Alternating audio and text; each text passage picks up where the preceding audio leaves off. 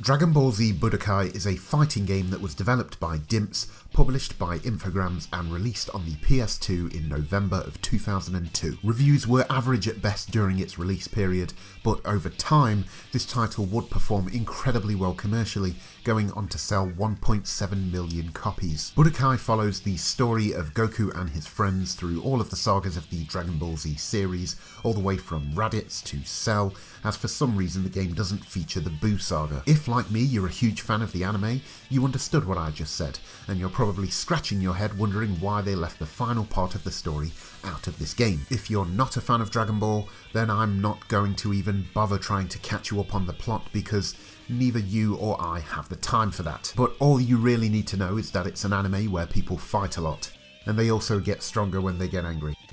Also, their hair turns yellow or gold sometimes. Look, it doesn't matter. The game follows the plot of the show, which has been on TV for the best part of 30 years at this point, so if you're familiar with the series, then it's all well and good, but if not, the plot is a bit of an incoherent mess. Now, I know this game was made with Dragon Ball fans in mind, and I've seen every episode multiple times, and it's kind of disappointing because, boy, does this game skip over some giant sections of the original narrative. So, in a sense, you can't really win here.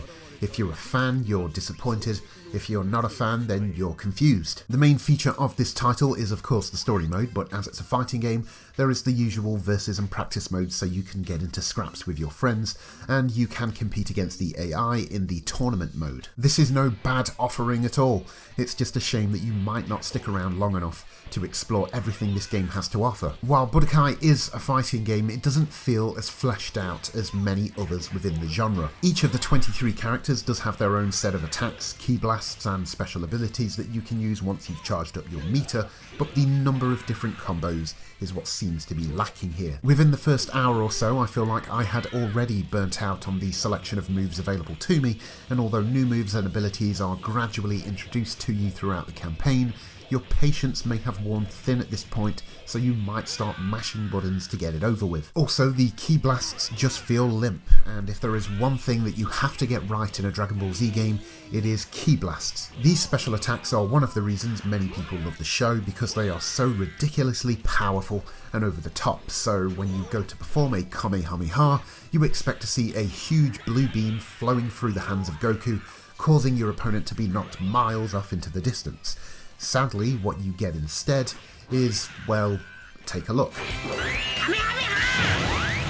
In between some of the fights are mini-games which are added in for variety, but all of them are boring training matches or harsh and frustrating tasks, like holding Raditz in place for a special beam cannon. I don't want to come across overly negative and say that Dragon Ball Z Budokai just isn't a fun game, but it is a repetitive one. Because I'm reviewing this game 16 years after its release, I can look back on all of the Dragon Ball games that came after, and I can say that Budokai is 100% the foundation that later and much better games were built on. Depth is obviously an area where this title does not score highly, however, one unique aspect for this game is its capsule system.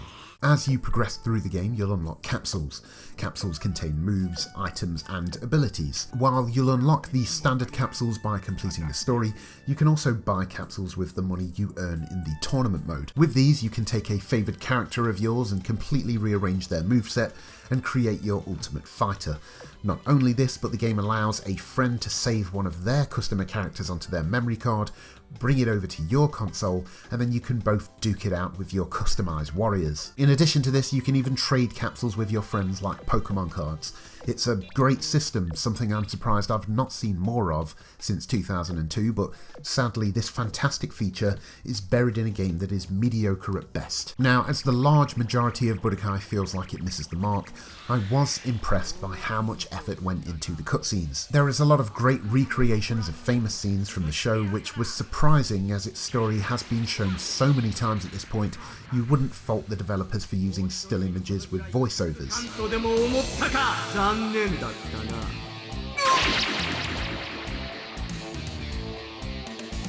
Character models overall look great for a 3D rendering of a cartoon, The environments where the action takes place are seriously bland, but that's sort of in line with the show, so I guess I can't mark that down as a negative. The same level of visual quality holds up while in combat.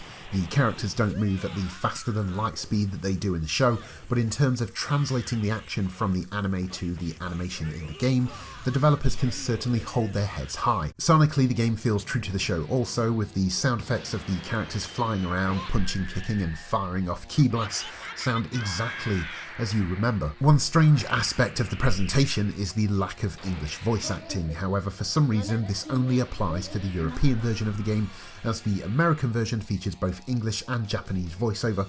Not exactly a big issue, but I would have liked the option.